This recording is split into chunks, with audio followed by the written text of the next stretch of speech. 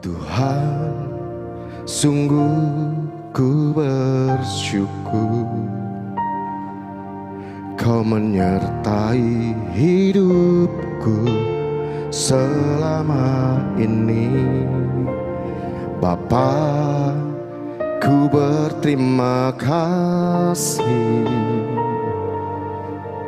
untuk kasih setiamu yang tak pernah berakhir.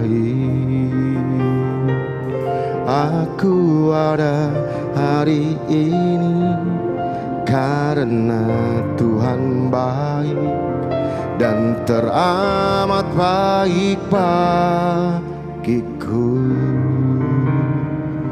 Semua yang ku alami bersamamu ku lewati. Indahnya kasih Tuhan seperti pelangi. Sehabis hujan, oh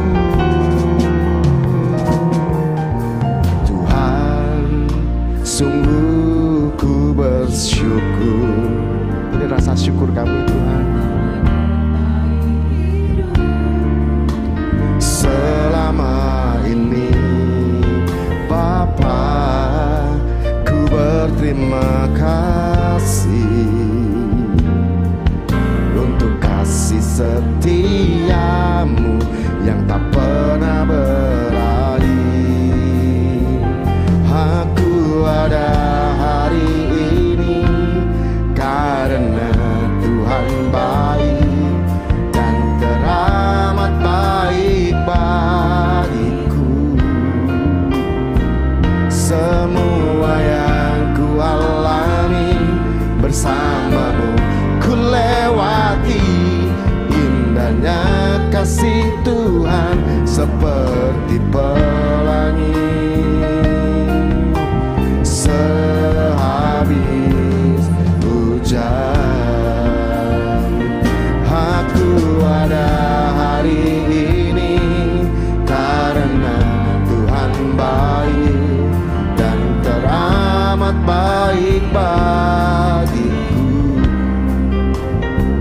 Semua yang ku alami bersamamu ku lewati. Indahnya kasih Tuhan seperti pelangi. Sehabis hujan, aku ada hari ini karena Tuhan baik dan teramat baik bagiku. Oh, semua yang ku alami bersamamu ku lewati. Indahnya kasih Tuhan seperti pelangi.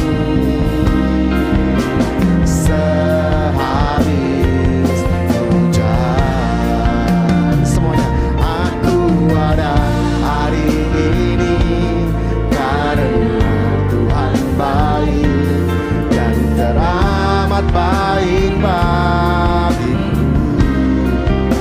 Oh, semua yang alami bersamamu ku lewati.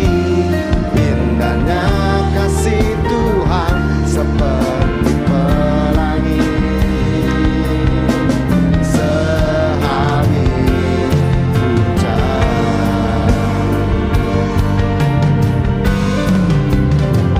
aku ada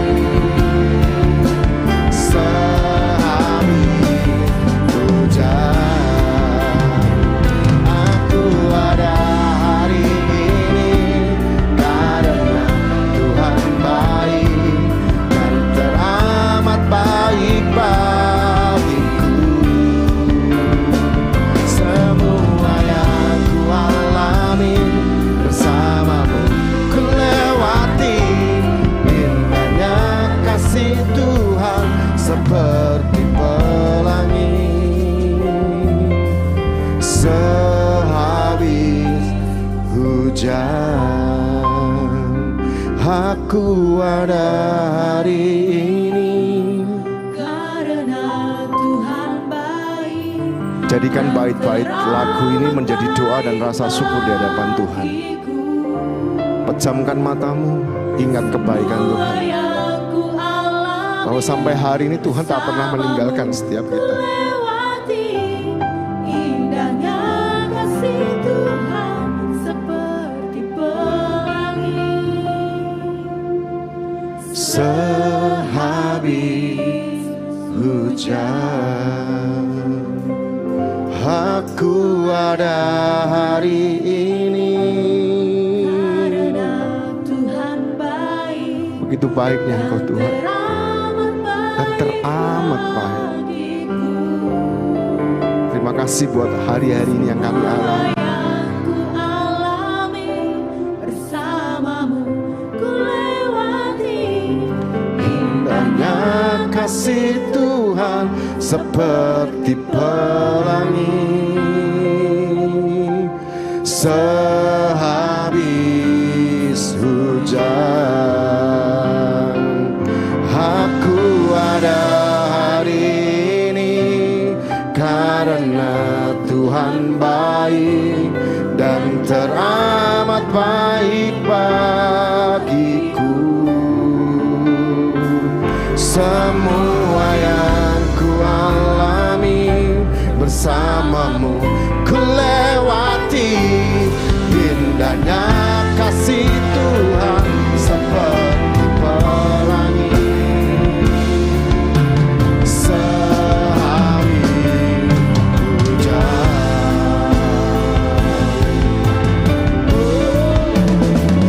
aku ada hari ini karena Tuhan baik dan teramat baik bagiku. Semua bersamamu ku lewati. Indahnya kasih Tuhan seperti aku ada hari ini karena Tuhan baik dan teramat baik bagiku.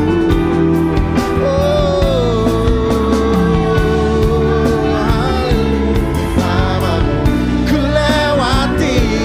Indahnya kasih Tuhan seperti pelangi.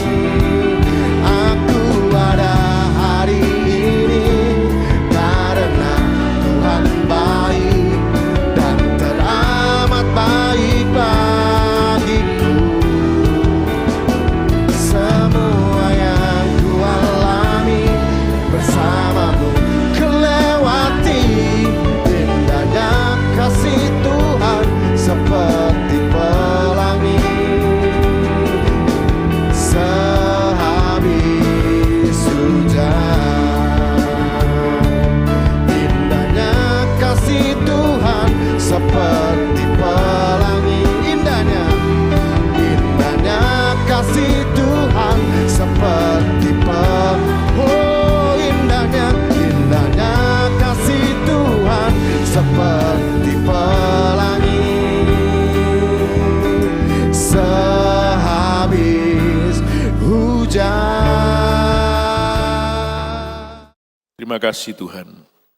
Terima kasih untuk malam hari ini. Kau sudah hadir di tengah-tengah kami. Sebentar kami akan mendengarkan firman-Mu. Mari Tuhan, berfirmanlah bagi kami. Biar setiap firman yang kami dengar memberkati hidup kami, menguatkan kami. Terima kasih Tuhan Yesus.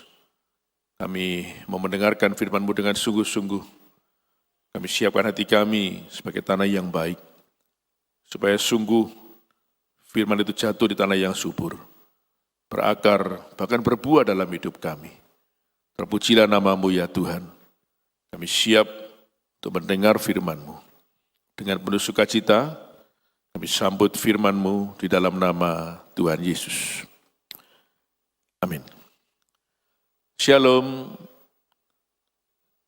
Malam ini saya akan menyampaikan firman Tuhan, dan firman Tuhan saya beri tema meneladani doa Tuhan Yesus. Kita akan membaca dalam Ibrani pasal 5 ayat 7 dan ayat yang ke-8. Ibrani pasal 5 ayat 7 dan ayat yang ke-8. Dalam hidupnya sebagai manusia, Yesus telah mempersembahkan doa dan permohonan dengan ratap tangis dan keluhan kepada Dia yang sanggup menyelamatkannya dari maut. Dan karena kesalehannya, Ia telah didengarkan. Dan sekalipun Yesus adalah anak, Ia telah belajar menjadi taat dari apa yang telah dideritanya. Saudara-saudara, kita akan belajar di dalam Ibrani pasal 5 ayat 7 dan 8 ini. Kita akan meneladani doa dari Tuhan Yesus. Ada 4 poin yang akan kita pelajari di dalam ayat ini. Poin yang pertama ada di dalam ayat yang ke-7. Dituliskan demikian. Dalam hidupnya sebagai manusia, atau dalam hidup Yesus sebagai manusia, Yesus telah mempersembahkan doa dan permohonan dengan ratap tangis. Ada banyak orang bertanya, dan juga ada yang bertanya kepada saya, Pak, berdoa sambil menangis, apakah boleh? Berdoa sambil menangis, apakah hal yang wajar? Sudah terjawab di dalam Ibrani pasal 5 ayat yang ke-7 ini, Yesus pun ketika berdoa, Dia berdoa sambil menangis. Menurut saya, pada waktu Yesus berdoa di Taman Getsemani, itu keadaan yang paling berat. Di sanalah Yesus berdoa tidak hanya menangis, sampai berdarah-darah. Jadi saudara-saudara, orang yang mengalami masalah, mengalami pergumulan, mengalami beban yang berat, bisa saja dia berdoa sambil menangis. Kadang mengalami masalah, beban yang berat, belum berdoa saja sudah menangis. Apalagi ketika dia datang kepada Tuhan, bisa saja dia mengeluarkan air mata. Ya, dulu saya juga terheran-heran ketika melihat ada gereja habis memuji Tuhan, habis menyanyi, tiba-tiba berdoa menangis. Ya, dulu saya sampai bingung. Tapi akhirnya saya mengerti ketika orang itu menghadapi keadaan yang berat, menghadapi masalah, ya bisa saja dia sedih, berdoa kemudian sampai menangis, sampai mengeluarkan air mata. Nah, ada sebuah contoh di dalam 1 Samuel pasal 1 ayat 15, ayat 10 dan ayat 20. Ya, air mata itu menunjukkan kesungguhan seseorang ketika sedang berdoa. Di situ diceritakan ada seorang yang bernama Hana. Hana ini perempuan yang mandul. Mandul saja sudah berat bagi Hana. Tetapi dia dihina oleh Penina, dihina oleh madunya. Tambah berat lagi. Ya, selain berat, sakit hati dia.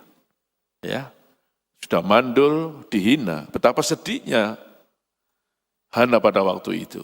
Akhirnya dia memilih untuk datang kepada Tuhan. Firman Tuhan mengatakan dia curhat atau mencurahkan isi hatinya kepada Tuhan. Jadi saudara-saudara, ketika kita menghadapi masalah, apapun namanya, datang kepada Tuhan. Karena saya percaya Tuhanlah yang sanggup menolong kita dan mengerti keadaan kita. Hana bercerita kepada Tuhan. Dan tidak hanya bercerita, tetapi dia menangis. Menangis sampai terseduh-seduh, menangis sampai sebegitu rupanya. Karena selain dia sedih, mungkin sakit hati. Ya. Kemudian ayat 20 mengatakan, 1 tahun kemudian Hana melahirkan seorang anak dan diberi nama Samuel. Jadi tetap percaya bahwa sampai hari ini Tuhan masih menjawab doa-doa kita. Kalau ada yang sedang mengalami keadaan yang berat, datanglah kepada Tuhan. Mau menangis, silakan. diizinkan dan percaya Tuhan masih menjawab doa kita. Tuhan masih sanggup memberikan yang terbaik dalam kehidupan kita semua. Ada lagi orang yang mengalami masalah, beban yang berat, nggak bisa berdoa. Ya dia ingin berdoa sebetulnya. Tapi nggak keluar kata-katanya, nggak keluar kalimatnya, hanya menangis.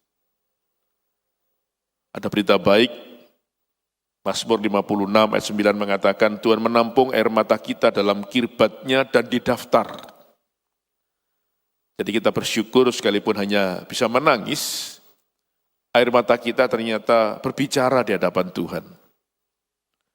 Saudara masih ingat ada sebuah lagu yang mengatakan, Tuhan itu mengerti bahasa tetesan air mata. Jadi sekalipun hanya bisa menangis, air mata kita berbicara di hadapan Tuhan, didaftar, dan Tuhan itu mengerti bahasa tetesan air mata kita. Ya, keadaan yang berat bisa saja orang tidak bisa berdoa, tetapi hanya bisa menangis, tapi bersyukur bahwa ternyata air mata kita berbicara di hadapan Tuhan. Saudara, kadang kita menghadapi situasi yang sulit, ya, menghadapi pergumulan, kesulitan sampai kita meneteskan air mata ketika berdoa, kita percaya bahwa hati Tuhan itu penuh dengan belas kasihan. Karena Dia Tuhan yang penuh dengan belas kasihan. Hati Tuhan pasti tersentuh dengan keadaan kita. Yohanes 11 ini menceritakan bahwa ketika Yesus berada di rumah Maria, Maria menangis karena saudaranya yang bernama Lazarus mati.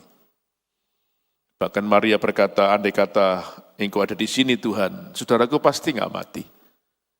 Waktu Maria berjumpa dengan Tuhan Yesus, dia menangis.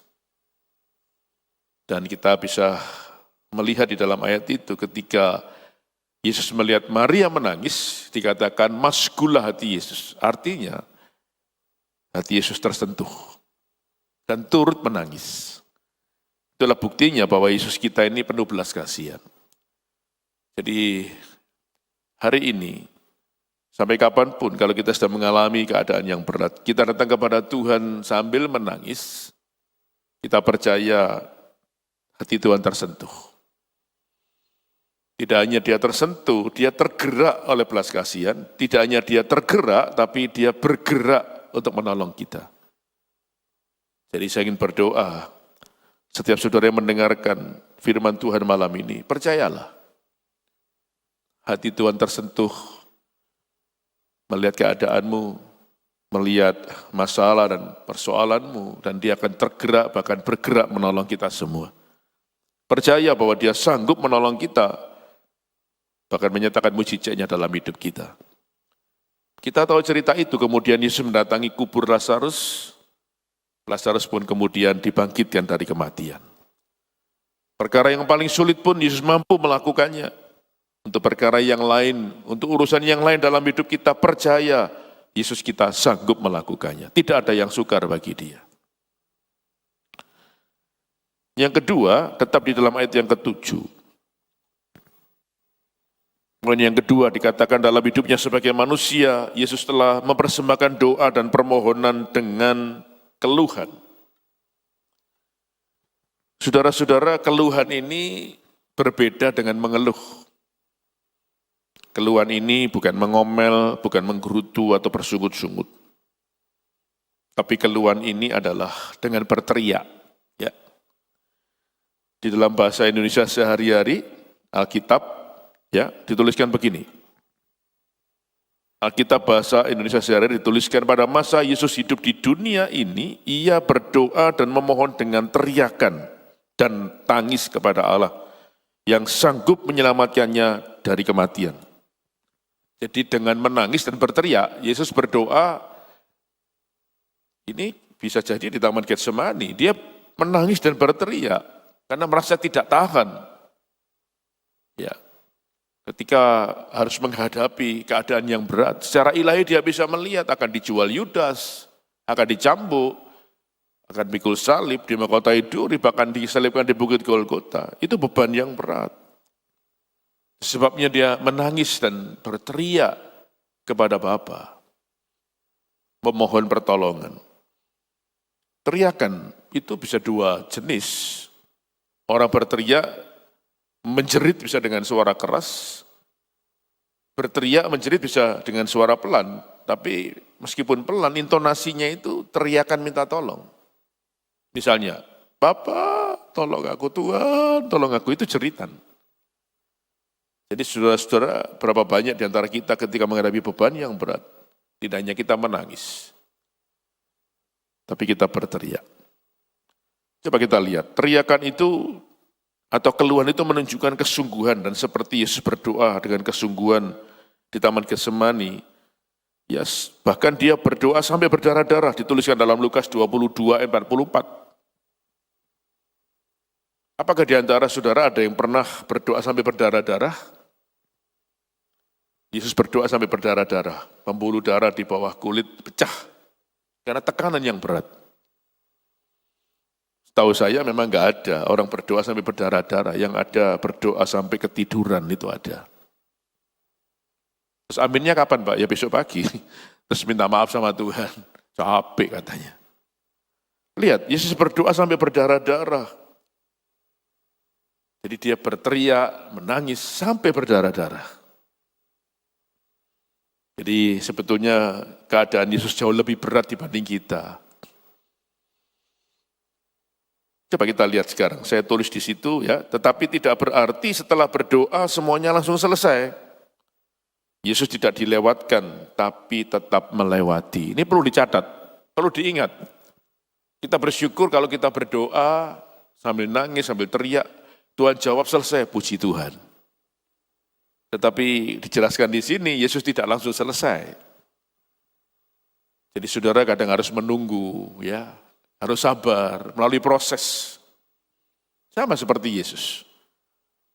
Saya pikir-pikir Alkitab kita ini Alkitab yang jujur, diceritakan semuanya. Ini yang memang kadang yang harus kita alami. Yesus telah berdoa sampai berdarah-darah, gak selesai loh. Harus melewati, akhirnya ditangkap. Karena dijual oleh Yudas 30 keping perak. Tega bener Yudas ya. Wah itu bisa menyakitkan. Iya. Kemudian apa? Harus dicambuk 39 kali. Aturan Romawi, 40 kurang 1 pukulan. Kemudian harus pikul salib, ditinju, diludahi, dimaki-maki, janggutnya ditarik. Terus kasih duri, mahkota duri, disalibkan, berat. Jadi ketika Yesus berdoa di Taman Getsemani, secara ilahi dia bisa melihat itu semua, dan buktinya akhirnya terjadi. Jadi Yesus harus melewati itu semua. Tapi yang saya percaya begini, ketika kita berdoa dan belum selesai masalahnya, Tuhan pasti memberi kekuatan kepada kita untuk menghadapinya. Buktinya dalam Lukas 22:43 itu Yesus diberi kekuatan oleh malaikat. Ya, Bapa mengirim malaikat membawa kekuatan diberikan kepada Yesus, dan memang akhirnya Yesus kuat menghadapi semua. Jadi saya percaya hari ini ketika kita berdoa, meskipun masalahnya belum selesai, Tuhan pasti memberi kekuatan kepada kita untuk menghadapinya. Dengan kekuatan itu saya percaya kita akan bertahan menghadapi semuanya. Dan tidak hanya kita bertahan menghadapi semuanya, tetapi dengan kekuatan yang sama setiap kita akan mengalami kemenangan demi kemenangan. Seperti Yesus, ya seperti enggak kuat, tapi kita lihat akhirnya kuat menghadapi semuanya, bertahan. Sampai akhirnya Yesus mengalami kemenangan. Tetap bertahan saudara, apapun yang terjadi, tetap kuat menghadapi semuanya. Percaya ada kekuatan yang Tuhan berikan dalam hidup kita. Dan percayalah, pada akhirnya setiap kita akan mengalami kemenangan yang luar biasa. Yang ketiga, tetap di dalam ayat yang ke-7. Ratap tangis dan keluhan atau teriak kepada Dia yang sanggup menyelamatkannya dari maut. Teriak dan menangis kepada Dia. Dia ini siapa sebetulnya ya? Dia itu adalah Bapa yang baik, Bapa di surga. Mengapa Yesus berdoa, berteriak, menangis kepada Bapa di surga, ya karena dia Bapa yang baik, yang pasti sanggup menolong dia, sanggup memberi kekuatan kepadanya. Saudara, mari kalau kita mengalami masalah pergumulan, jangan minta tolong kepada siapa-siapa. Maaf, apalagi yang orang pinter lah, yang dukun lah, jangan ya. Nanti itu akan minta imbalan. Menangislah, berteriaklah, menjeritlah kepada Bapa di surga. Bersyukur kita anak-anak Tuhan disuruh memanggil Bapa, karena seperti orang tua dengan anak. Jadi pasti Bapa akan memberikan yang terbaik. Ya, lihat, orang tua kepada anak itu anak segala-galanya, pasti diberikan yang terbaik. Jadi berdoa, menangislah, menjeritlah, berteriaklah kepada Bapa yang baik itu. Pasti dia akan memberikan jawaban yang terbaik untuk kita semua. Ya, sabar, tak percaya bahwa dia sanggup menolong kita tepat pada waktunya. Kenapa kita harus menjerit, berdoa, menangis kepada Bapa? Yang pertama, Mazmur 46 ayat yang kedua. Mazmur pasal 46 ayat yang kedua, karena Allah itu tempat perlindungan dan penolong kita dalam masa kesesakan sangat terbukti. Kalau kita mendengar firman-firman seperti ini, aminkan. Imani, amini, maka terjadi. Jangan ragu-ragu, jangan bimbang.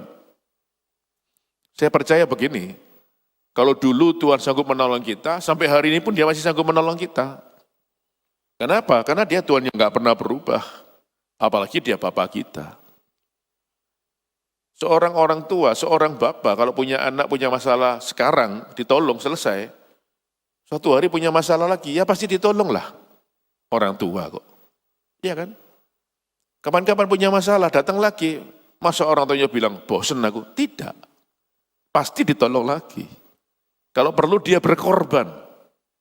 Ya. Ada seorang anak beli sepatu.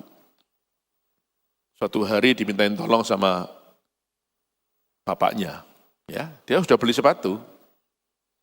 Dia cerita punya sepatu baru, beli. Ya, bagus. Bapaknya bilang, loh, Bapak juga kepingin punya, Papa kepingin punya. Dia jawab apa? Waduh, ngantrinya lama Pak, 2 jam. Jadi seolah-olah dengan jawaban itu, dia bilang, wah aku nggak mau ngantri, no, gitu kira-kira ya. Bapaknya bilang begini, ya enggak apa-apa, enggak harus beli. Ya, Papa nggak beli itu pun nggak apa-apa. Tapi jawabanmu itu mengecewakan. Ya, itulah bedanya anak sama orang tua. Kemudian Papa ini berkata begini, nak, tak beritahu ya nak. Kalau Papa yang dimintain tolong sama kamu, Papa akan jawab begini, oke Pak, oke nak, tak antrikan. Ya. Jangankan 2 jam nak, 24 jam pun papamu ini rela antri untuk kamu supaya dapat sepatu itu. Jangankan 24 jam nak, 2 hari pun papa berdiri untuk kamu enggak apa-apa. Yang penting kamu mendapatkan sepatu itu. Anaknya menangis. Sorry Pak, ya itulah bedanya ya. Makanya kalau ada apa-apa minta tolong sama Bapak yang baik itu. Jangan malu, jangan enggan, ya.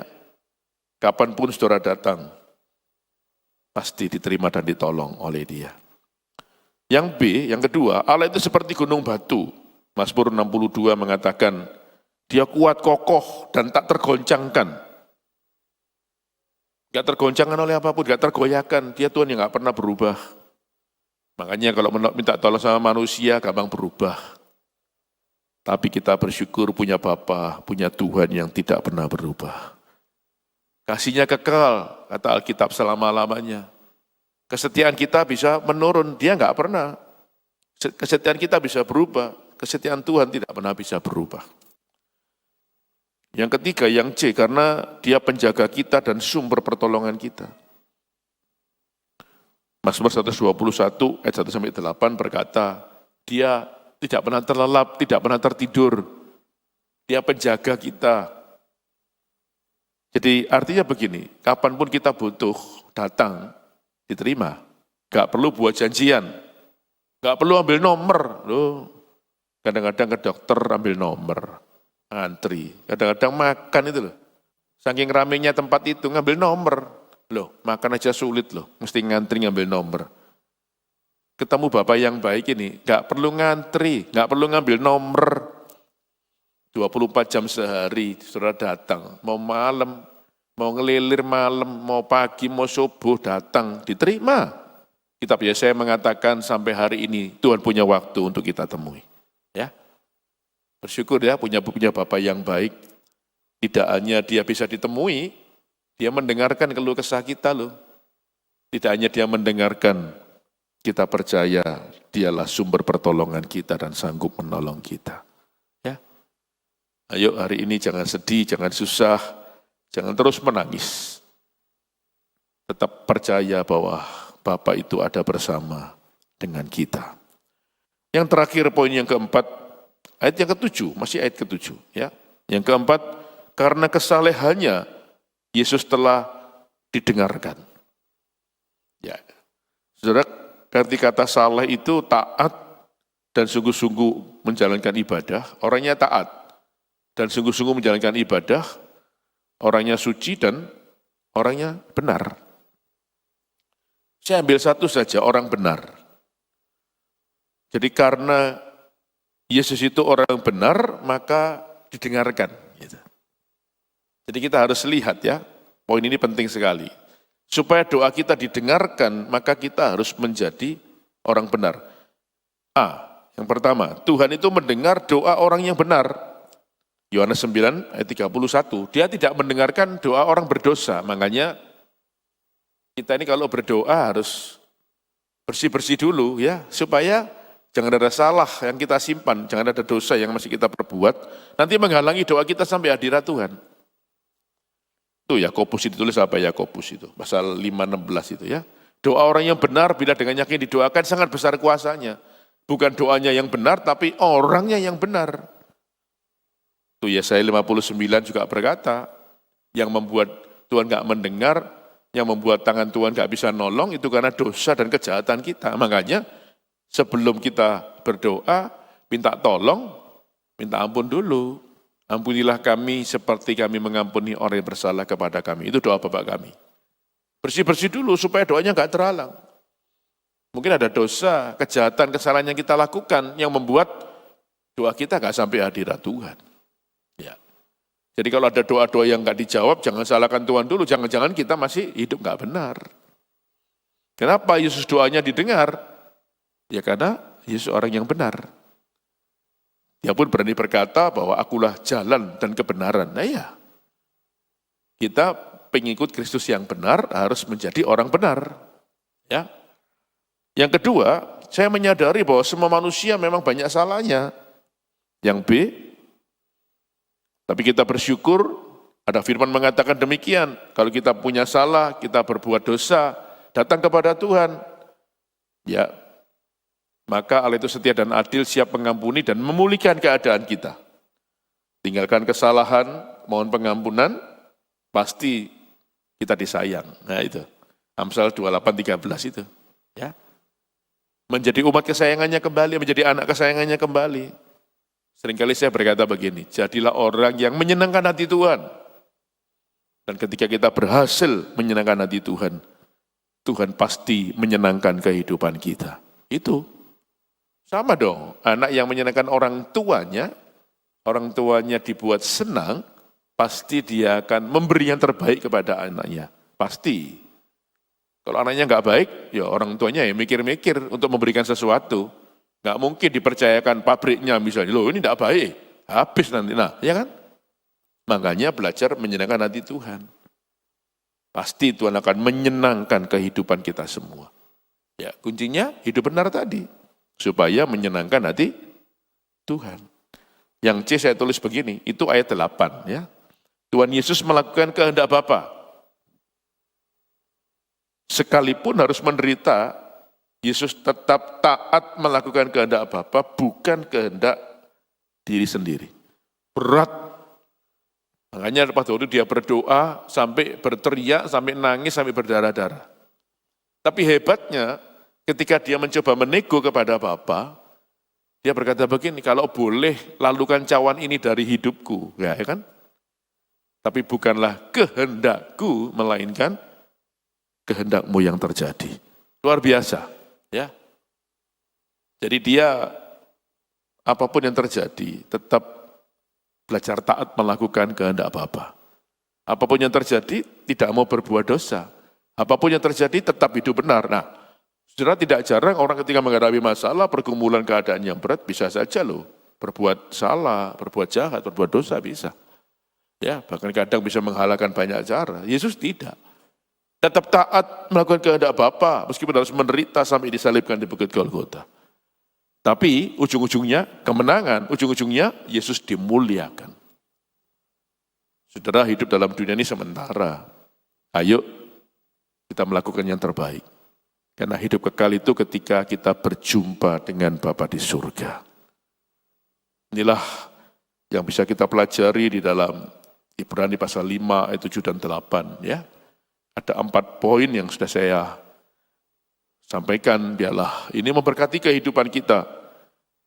Ya, hidup ini ya begini, saudara ya, bisa menghadapi banyak hal, masalah, pergumulan, persoalan, tapi tetap percaya sampai hari ini, Bapa yang baik itu masih sanggup menjawab doa kita, masih sanggup untuk menolong kita. Amin. Tuhan Yesus memberkati. Mari kita berdoa. Bapa yang baik, di dalam nama Tuhan Yesus, kami bersyukur punya Bapa yang baik seperti-Mu, yang selalu ada bersama kami ketika kami menghadapi apapun. Pernah Engkau berjanji mengatakan dimanapun kami berada, Engkau berada bersama dengan kami. Sekarang hamba-Mu berdoa bagi siapapun yang mendengarkan firman Tuhan ini. Kiranya Tuhan tolong kalau ada masalah pergumulan, Tuhan jamah, berikan jalan keluar yang terbaik. Tuhan, kalau ada yang mengalami masalah ekonomi, keuangan, Tuhan pulihkan. Tuhan memberkati pekerjaan usaha mereka.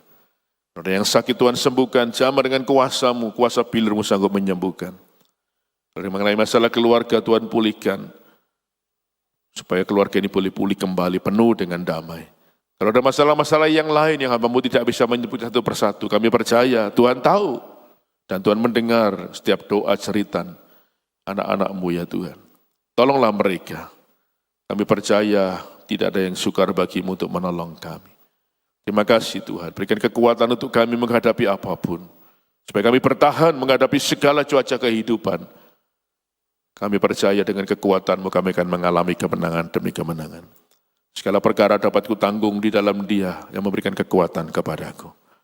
Terima kasih Tuhan, taruh firman-Mu dalam hidup kami, supaya terus membuat kami kuat menghadapi apapun. Berkati kami semuanya, terpujilah nama-Mu, dalam nama Tuhan Yesus kami sudah berdoa, dan kami mengucap syukur.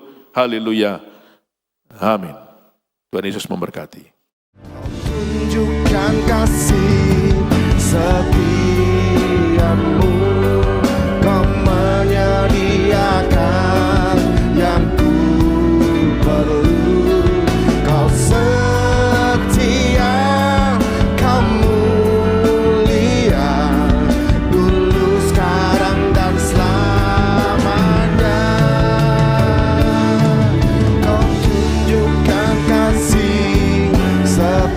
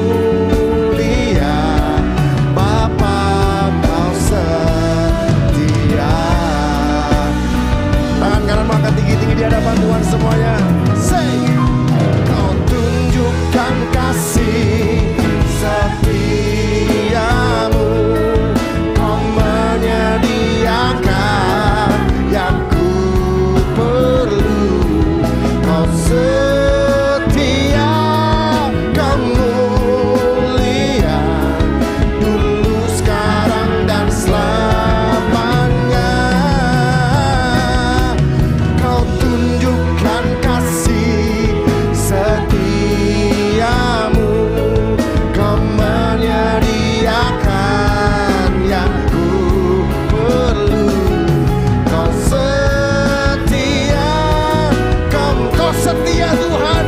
Semuanya. Kau setia, kamu. Lebih lagi sama-sama. Kau setia, kamu. Kau setia. Kau setia, kau mulia, Bapa. Kau setia.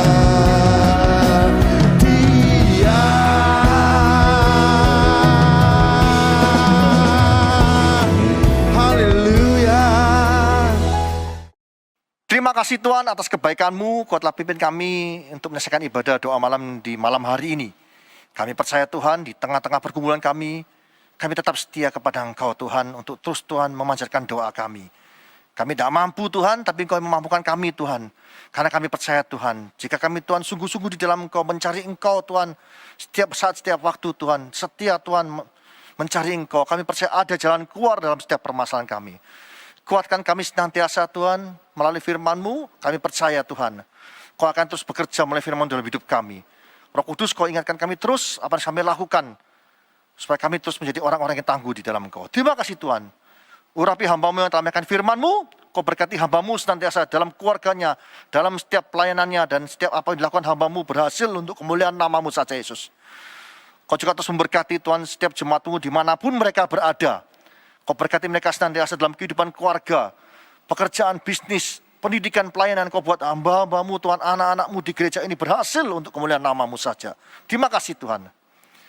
Kami terus juga berdoa Tuhan bagi pemerintah negara ini, Bapak Presiden bersama seluruh staf jajarannya. Kau berikan kekuatan yang baru senantiasa. Kau berikan hikmat-Mu untuk dapat menyelesaikan permasalahan-permasalahan yang ada di negara ini. Terima kasih Tuhan. Masuk kekasih, kita mengangkat kedua tangan kita untuk menerima berkat dari Allah Bapa. Kidarabata sikapatarabayarara, kidarama sikapatarabayarara, kidarama sikapatara. Tuhan, layakkan hamba-Mu untuk minta berkat bagi jemaat-Mu dimanapun mereka berada. Saudara kasih, terimalah berkat dari Allah Bapa di dalam anaknya Tunggal Yesus Kristus dan persekutuan Roh Kudus. Mulai saat ini sampai selama-lamanya. Kau tidak menjadi ekor tapi kepala. Kau tidak turun tapi naik. Asal makan firman Tuhan dengan sungguh-sungguh.